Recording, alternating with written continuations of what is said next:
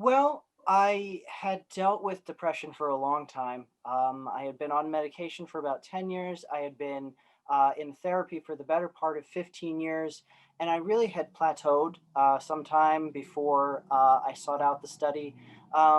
Day to day, I really was not able to experience any sort of positive emotion. One of the largest obstacles for me was well, it's sort of, you could call it an inner critic. There's kind of a voice in my head that was, pretty harsh towards anything that I tried to do. And so my day to day ended up being a lot of avoiding things because there was no way to do things to the satisfaction of the inner critic. And so there's a lot of things that I just stopped trying at. I was kind of functioning on a basic level, but there wasn't. Um, any way to really experience positive emotion for me. And I had thought and worried for a while that this was as good as my life was going to get emotionally, and that was positive emotion wasn't wasn't going to be something that was going to be part of my life. So I was depressed, and it was depressing. And It's just I knew the things to do, and through therapy and through medication, and I did those things, and the CBT and the DBT. You change the way you think. Eventually, how you feel changes, and I was doing the things I was supposed to be doing, and just nothing had happened for a while. So I was in a very, very deep rut. I've always been a big reader and researcher, and I don't want to say that things were feeling hopeless, because if that were the case, I wouldn't have gone and started trying to research other options for me beyond what I had already been doing. So when I decided that I was going to look, I went to PubMed, and one of the treatments that had what I thought to be the strongest evidence for working completely differently than anything that I had tried before, and also treating a variety, the potential to treat a variety of conditions, depression, existential anxiety, addiction, was psilocybin. And so I was very excited to find out that kind of like the rock star team on this side of the Atlantic, Dr. Griffith's team, was in Baltimore, which was in driving distance of where I was previously living. I live way far up in New England now. But at the time, I was about 4 hours from Baltimore. And so I decided to apply for the ongoing study for treatment resistant depression. I contacted the email that was available through clinicaltrials.gov. Someone got back to me, and we just went from there. It turned out that I was the last person accepted as a participant in that particular trial. And so that was just, it was a very lucky stroke for me. I don't know, based on my life circumstances, where I would have been able to access another comparable study, in a reasonable amount of time. So that worked out to be very lucky for me. And I was really pleased that I got into the study. That was actually one of the things that I liked the most. I really enjoyed working with everybody from the team. In case that wasn't obvious, I want to put that out there. Um, I think that the reason that the protocols that they're developing for psilocybin work as well as they do is because they have been so careful to make those preparations, and to treat the participant, the volunteer, as part of a treatment team. Um, so what they do in the prep sessions is it's meant to be sort of a mutual rapport building, right? You are assigned two guides, which are in slang parlance, are basically your trip sitters, right? But they are both professionals, and their job in the prep sessions is to try to prepare you for all the potential ways that your experience with psilocybin may go. So they will go over both the nuts and bolts of kind of the procedure of what's going to happen on the day when you have your psilocybin session. But they will also try to uh, give you an overview of past experiences that they have had with other participants. It's impossible to predict how your own experience is going to go. So they can only sort of lay out the potential possibilities, and go over with you how you might want to, if this is the sort of thing that happens to you, this is how you might want to approach it. And one of the things that they really stress is to try to be um, open to the possibility of changing and curious and in a learning mindset. And that's I mean, just in the real world, when you're depressed, that is something that is really hard to do. And so that in itself in the prep session was really interesting to me, because here's this thing that like I've been trying to do, and they're saying that it's going to be possible while I'm on psilocybin. And I wasn't sure how that was going to go. But they really did stress that it's an experience that you're meant to engage in and to ask questions of and to think about and observe. My side of the prep session was uh, just basically kind of an in-depth like intake session for a therapist. There were two 4-hour sessions, which if anybody has ever been in therapy and knows what it's like to just be getting to the good part and the therapist says your time is up for this week, that is not a problem, because you have two 4-hour sessions. You can go as deep as you want, and they encourage that because um, it anything that you can help them with to know that things that might come up during your experience, things that they are aware of that you have problems with, ways that you can develop to communicate while you are in session, all of those things. They're asking the participant to help them with so that they can do their best to help you. No, it's my experience is individual to me. I did not, fortunately or unfortunately, experience anything really, over the top. I wasn't fighting any dragons. I was not, ascending the stairway to heaven. There was nothing that was overwhelming about my experiences. They were both fairly mellow, um, but I was okay. One of the things that I went into being very apprehensive about was that so many things make me ill. I was afraid that the psilocybin was going to make me feel sick, and that I was going to spend like the whole 6 hours just miserable, and dizzy and with a headache. Once I realized that that wasn't going to happen and I felt fine, I really was able just to go into the experience more. And that was exactly as they tried to prepare it for me, in terms of, I could have just, I guess, sat back and done nothing, but I was able to follow sort of the trains of thoughts and the things that came up for me.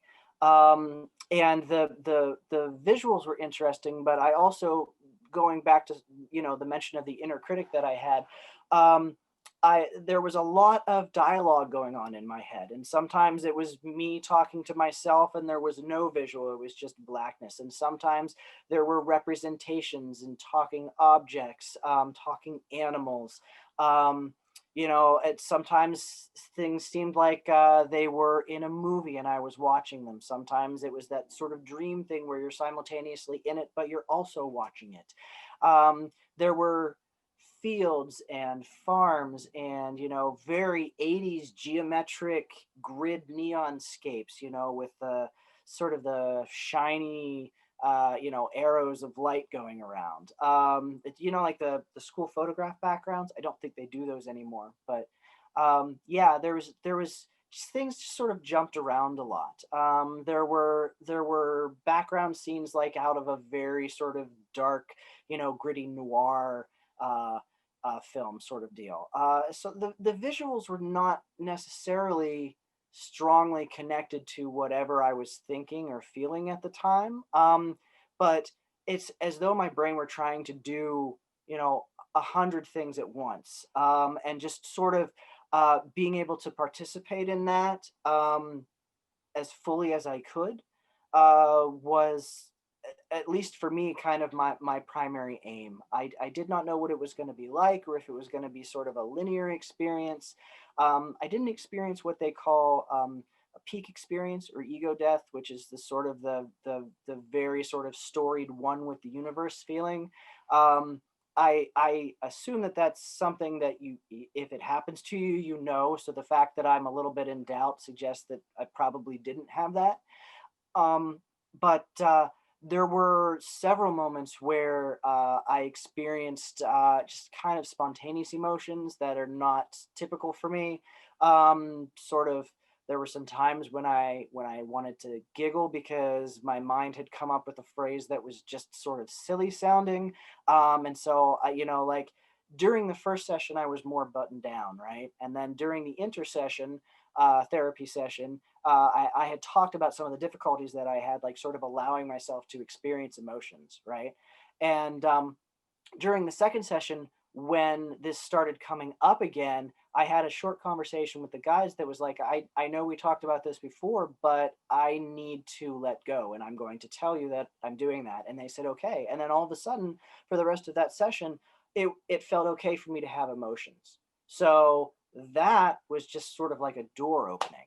Um, that was one of the most significant things that happened during my session. And probably the other one was a very direct, literal conversation I had with the inner critic. And this happened in one of those geometric neonscapes. And we basically had a conversation where I said, well, you know, this thing where you're constantly putting me down and being cruel to me, I don't want that relationship with you anymore. And the voice basically agreed that it wasn't going to do that anymore. And after the session had ended, it really was kind of gone. And although it has cropped up from time to time, it's still, for the most part, 90, 95% not there anymore. And that in itself is probably the single biggest takeaway. Okay, well, one of the things that it wasn't specifically in the prep session, but it's something that everybody that I spoke with prior to having psilocybin had stressed to me was that things may not get better immediately. And one of the things that psilocybin seems to do that other treatments do not is to facilitate changes over time. And so they had told me that there were people that came back in, the first month after and the first 3 months after, and were frustrated because they felt that things were not that different. But then those same people come back for their 6 month or their 12-month follow-up and say, a lot of things have been changing. And so I was kind of in between those extremes. The single biggest thing, like I just said, was that the inner critic just wasn't there, and that had been there for really pretty much as long as I can remember. Stretching back into childhood. So the idea that I was, completely used to every day when I wake up, allocating, a determined portion of my attention and my energy towards managing this critic, and all of a sudden I didn't have to do that anymore. I probably was walking around looking kind of dazed because it's hard to explain to people the idea that there's a space in your head where there used to be something that took up a lot of energy just to deal with. And so now I had this energy that was unallocated, and it was very strange. um, Something that I began to notice over time was I really had one of the things that Roland liked to emphasize is that things are going to change. And he meant this in the context of the psilocybin experience itself. If you're scared of something or if something feels overwhelming, be patient, be curious, because it will change and become something else. But I find, I found and find that it applies just as much to the post psilocybin living and integration, because I found myself becoming more patient. There were things that would ruin my day in the past that, if I, remind myself that they're going to change, then, the situation moves on a little bit and I was able to let things go more easily. So that was a big change and an improvement in my life. Another really significant thing that happened was that I was able to start thinking differently about the same old situations. I would catch myself thinking about something the same way that I used to, and I was able to step back and say, hey, could I think about this differently? Is there a more helpful or a more compassionate, or just, you know, subjectively a better way to think about this, circumstance? And that's, that's what you try to do in therapy. There's probably half a dozen therapy modalities that are all about getting you to look at things differently. And I knew that, and those were things from my past in therapy that I had tried to bring to bear on my situations. But you know I could tell myself to think differently, but nothing ever changed. Whereas post psilocybin, uh, those things seemed more possible. It's like a door was open for me to actually use all of these tools that I had, developed over time. And then all of a sudden, you went from, banging on a wall to banging on a nail, and then all of a sudden the tool is doing what it's supposed to be doing, and the outcome is what you've been hoping for. So that was um, just really sort of incredible to experience in real time. There's that meta part of yourself that's sort of watching you do this and saying, you've been trying to do this for years and now you're doing it. And that's just super cool. Um, and I guess as I got further away from the session, I started to notice that I was experiencing more spontaneous, and particularly more spontaneous positive emotion. And that's something that I had sort of trained out of myself from a young age. Like I had kind of repressed that. And then, once I was aware that what I was doing was part of depression, it had become both a habit and a symptom. And so when I started sort of feeling these positive emotions again, it was hard to let that in. But the fact that they were there, and they weren't there before, again, kind of gave me the choice as to whether or not to let them in. Whereas before I never had the choice because they just weren't there. Um, and so that was also really significant, I felt. And there wasn't like a turning point or a light switch where that wasn't happening, and all of a sudden it was, but it kind of gradually built and I was aware of it happening.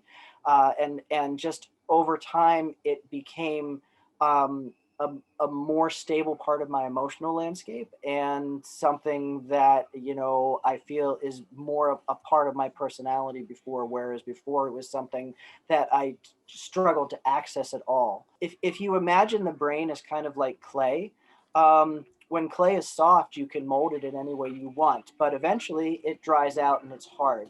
And if you think of things like depression or anxiety or addiction as ruts that are so deep that no matter what you do in your conscious behavior to try to get out of them, you're stuck there.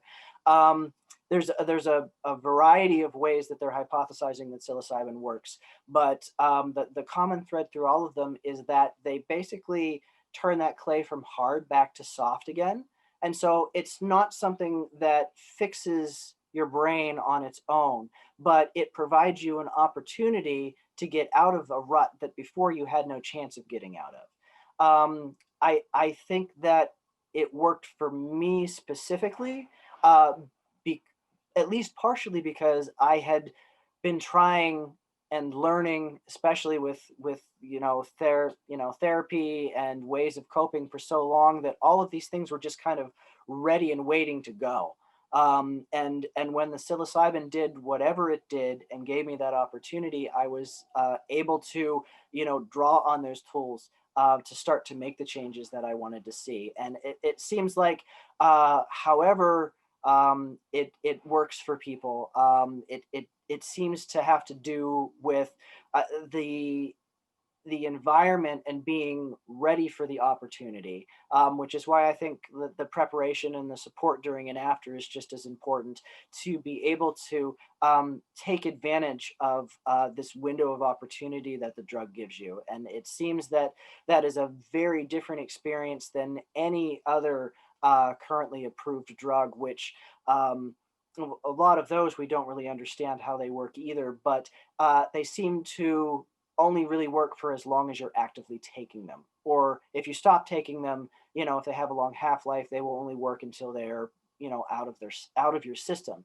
Whereas the psilocybin, um, does almost, and I don't want to overstretch the theorizing, but it seems to provide sort of like a soft reset where you have things that are working a certain way, and then it just sort of takes some steps backwards and lets you have a little bit of a do-over as far as how you are going to choose to manage your emotions. That plasticity seems to open up the ability of the brain to learn new ways of feeling and choosing and behaving, and that really is sort of the goal of any sort of recovery from mental illness or trauma, is to be able to behave in a way that you feel is coherent with yourself and your values, and to have the appropriate motions in the appropriate situations. Before psilocybin, there were a lot of times when I would realize that, like, it would do me good to go for a hike, and so I would go for a hike. The feeling, the beneficial feelings did not really last beyond when the hike ended, and I, excuse me, had to manage emotions during the hike. Post psilocybin, I am a lot more present. I am able to just appreciate things as they come. I'm obviously, without the inner critic, much less critical of myself. I've gotten a lot more laid back as far as, feeling like, I'm not upset if I have to turn around because I didn't go fast enough, and I'm not going to get all the way before dark kind of deal. I just, my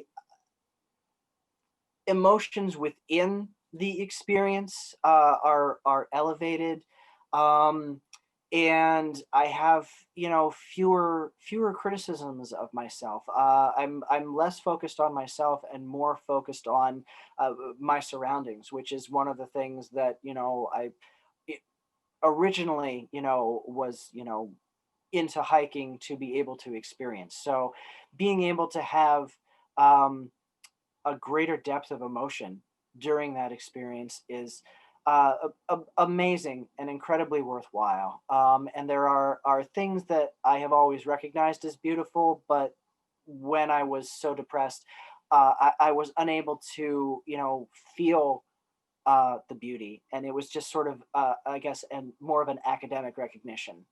This is objectively beautiful, but I wasn't feeling anything while I was looking at it. Whereas now, like, cloud shadows make me happy. I love to get to the top of a mountain and then just you see the shadows of the clouds just laid out below you, and that's so cool. Um, and things like that, like being able to appreciate the geometry of a pine cone, or to be able um, to feel the wind and the rain when you're caught out in it, and to not be mad at yourself for being out there in the rain, but to, see it as just part of the experience, and to be able to, you know, finish a difficult hike and feel tired and accomplished, instead of dwelling on, whatever minor things might have went wrong. So yeah, just overall, it took the bad parts away from it, and it allowed me to enjoy the good parts. And that has just been a wonderful um, change to that whole experience.